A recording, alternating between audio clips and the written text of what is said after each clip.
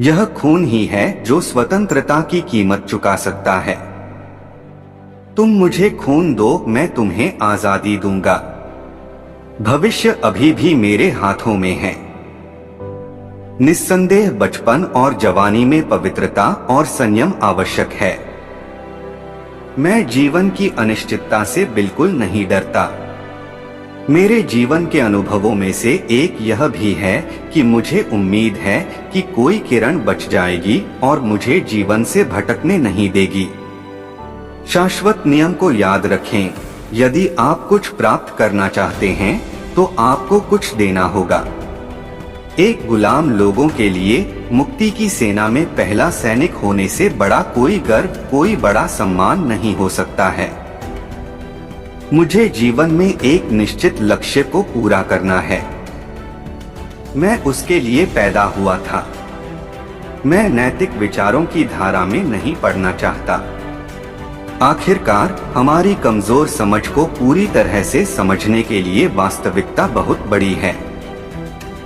फिर भी हमें अपने जीवन का निर्माण उस सिद्धांत पर करना है जिसमें अधिकतम सत्य समाहित हो। अपने देश के प्रति हमेशा वफादार रहने वाले, अपने प्राणों की आहुति देने के लिए हमेशा तैयार रहने वाले सैनिक अजेय होते हैं।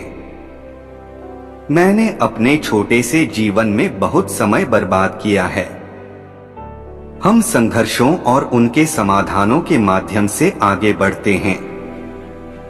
आप मेरी मानसिक स्थिति को आसानी से समझ जाएंगे क्योंकि मैं उस दहलीज पर खड़ा हूं जिसे आम आदमी एक आशाजनक करियर कहेगा। यदि कोई संघर्ष नहीं है, यदि कोई जोखिम नहीं लिया जाता है, तो जीवन अपना आधा हित खो देता है। स्वतंत्रता दी नहीं जाती, ली जाती है। संघर्ष ने मुझे एक आदमी बना दिया है। मुझे आत्मविश्वास मिला जो पहले नहीं था। यदि आपको अस्थायी रूप से झुकना है तो नायक की तरह झुकें। याद रखो, सबसे बड़ा अपराध अन्याय और गलत के साथ समझौता करना है। मेरे पास जन्मजात प्रतिभा नहीं थी, लेकिन मुझ में कड़ी मेहनत से बचने की प्रवृत्ति कभी नहीं थी। एक व्यक्ति एक विचार के लिए मर सकता है, लेकिन वह विचार उसकी मृत्यु के बाद 1000 जीवन में अवतरित होगा।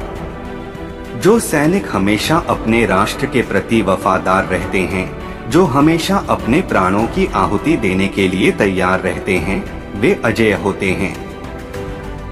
जीवन में प्रगति का अर्थ है कि शंकाएं उठती रहें और उनके समाधान की प्रक्रिया चलती रहे। सफल होने के लिए आपको अकेले चलना होगा। सफल होने पर लोग आपके साथ आते हैं। आप जो भी करते हैं वह आपका कर्म है। इसमें किसी भी तरह का कोई विभाजन नहीं है। आपको इसका फल भी देना होगा। माँ का प्यार सबसे गहरा है, यह निस्वार्थ है। इसे किसी भी तरह से नहीं मापा जा सकता है।